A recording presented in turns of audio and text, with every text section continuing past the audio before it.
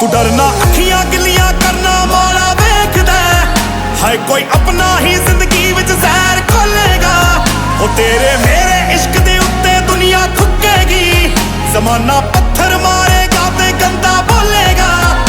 तू फिर भी आखिरी आरज़ू है मेरे मुर्शद मेरा सब कुछ तू है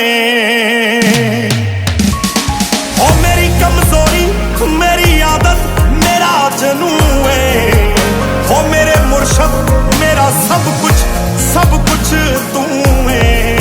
ओ मेरे सांस मेरी धड़कन मेरा सकून है ओ मेरे मुर्शद सब कुछ तू है।